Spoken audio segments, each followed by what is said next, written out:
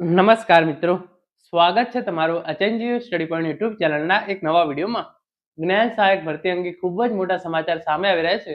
એના વિશેની વાત આપણે આજના આ વિડીયોની અંદર કરવાના છે. કાયમી શિક્ષકોની ભરતી પછી જે પણ જગ્યાઓ ખાલી પડી રહી છે ત્યાં 11 માસના કરાર આધારિત જ્ઞાન સહાયકોની જે છે એ ભરતી કરવામાં આવે છે. ઘણા બધા જ્ઞાન સહાયકોના કરાર જે છે એ રિન્યુ કરવામાં આવ્યા હતા, છતાં પણ ઘણી બધી જગ્યાઓ જે છે એ ખાલી પડી રહી હતી. તો આ જગ્યાઓ ભરવા માટે જે છે એ નવી ભરતીની જે છે એ જાહેરાત કરવામાં આવી હતી, જેના માટે ઓનલાઈન ફોર્મ ભરાયા હતા. પહેલા પ્રોવિઝનલ મેરિટ લિસ્ટ છે એ જાહેર કરવામાં આવ્યું હતું અને અંતમાં જે છે એ ફાઇનલ મેરિટ લિસ્ટ છે એ પણ જાહેર કરી દેવામાં આવેલું છે. તો હવે આપણે એ જોવાના છીએ કે ફાઇનલ મેરિટ લિસ્ટ જે છે એ ઓલરેડી પ્રાથમિક, માધ્યમિક અને ઉચ્ચતર માધ્યમિક શાળાઓ માટે જે છે એ જાહેર થઈ ગયું છે. તો હવે જે છે એ તમને નિમણૂક ક્યારે આપવામાં આવશે? તો સૌપ્રથમ તમે જોઈ શકો છો, નવી જ્ઞાન સહાયક ભરતી 2025 જ્ઞાન સહાયક ભરતી અંગે મોટા સમાચાર. ફાઇનલ મેરિટ લિસ્ટ જે છે એ જાહેર છે. નિમણૂક આપવા માટે જિલ્લા પસંદગી માટેનો કેમ્પ ક્યારે યોજવામાં આવશે એની સંપૂર્ણ માહિતી આપણે જોવાના છીએ. તો સૌપ્રથમ તમે અહીંયા જોઈ શકો છો પ્રમાણે માધ્યમિક, ઉચ્ચતર માધ્યમિક સ્કૂલોમાં ટૂંકમાં જ્ઞાન સહાયકોની નિમણૂક થશે. ફોર્મ ભરવાની કાર્યવાહી પૂર્ણ થયા બાદ જિલ્લા દીઠ મેરિટ યાદી જાહેર. તો જ્ઞાન સહાયક ભરતી 2025 માટે જે છે એ ફાઇનલ મેરિટ લિસ્ટ આવી ગયું છે. 2 દિવસ પહેલા જ મેં તમને જે છે એ વિડીયો બનાવીને ઇન્ફોર્મેશન આપી હતી કે ફાઇનલ મેરિટ લિસ્ટ જે છે એ આવી ગયું છે. આજના આ વિડીયોની અંદર આપણે જિલ્લા પસંદગી માટેનો કેમ્પ અને તમને નિમણૂક ક્યારે આપવામાં આવશે, જે ઘણા મુદ્દા છે અગત્યના, એના વિશે જે છે એ વિગતવાર ચર્ચા કરવાના છે. રાજ્યની સરકારી અને ગ્રાન્ટેડ માધ્યમિક તથા ઉચ્ચતર માધ્યમિક શાળાઓમાં જ્ઞાન સહાયકોને હવે ટૂંકમાં નિમણૂક અપાશે. જ્ઞાન સહાયકની નિમણૂક માટે ઓનલાઈન અરજી કરવાની કાર્યવાહી બાદ જિલ્લા દીઠ મેરિટ યાદી જાહેર કરવામાં આવી છે, જેથી આ યાદીના આધારે જ્ઞાન સહાયકની નિમણૂક અંગે કાર્યવાહી કરવા કમિશનર ઓફ સ્કૂલની કચેરીએ તમામ જિલ્લા શિક્ષણ અધિકારીને સૂચના આપી છે. ઓગસ્ટમાં જ્ઞાન સહાયક બનવા માટે ઓનલાઈન અરજીની જે છે એ કાર્યવાહી હાથ ધરાઈ હતી. રાજ્યના શિક્ષણ વિભાગે પ્રવાસી શિક્ષક યોજના રદ કર્યા બાદ શાળાઓમાં કાયમી શિક્ષકોની જગ્યાઓ ન ભરાય ત્યાં સુધી જ્ઞાન સહાયકના માધ્યમથી શિક્ષણ આપવાનું નક્કી કર્યું હતું. આ માટે ગત વર્ષે જ્ઞાન સહાયકોની પસંદગી કરવામાં આવ્યા હતા. બાદ ચાલુ વર્ષે ઘણા જ્ઞાન સહાયકોના કરાર જે છે એ રિન્યુ કર્યા હતા. જોકે આમ છતાં રાજ્યની સરકારી અને ગ્રાન્ટેડ તથા ઉચ્ચતર માધ્યમિક શાળાઓમાં શિક્ષકોની જગ્યા ખાલી હોવાથી ત્યાં જ્ઞાન સહાયકોની ભરતી મામલે અનેક રજૂઆતો કરવામાં આવી હતી, જેના પગલે હવે આ જગ્યાઓ પર જ્ઞાન સહાયકની નિમણૂકને લઈ કાર્યવાહી જે છે એ હાથ ધરવામાં આવી હતી.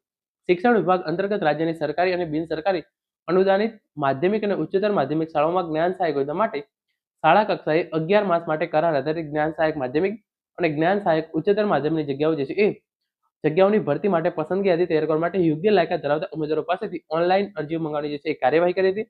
જ્ઞાન સહાયકની નિમણૂક માટે 45 વર્ષની વય મર્યાદા નક્કી કરી હતી, જ્યારે માધ્યમિકને જે છે એ તમને 24,000 પગાર આપવામાં આવશે અને ઉચ્ચતર માધ્યમિકની અંદર 26,000 પગાર જે છે એ નક્કી કરવામાં આવેલા છે. નિમણૂક અંગે જે છે તમે અહીંયા જોઈ શકો છો, શૈક્ષણિક વર્ષનું આખું એક સત્ર જ્ઞાન સહાયક વગર જ પૂર્ણ, સંચાલકોમાં રોષ. ગ્રાન્ટેડ શાળાઓમાં જ્ઞાન સહાયકોની નિમણૂક માટે છેક હવે કેમ્પનું જે છે એ આયોજન કરવામાં આવશે.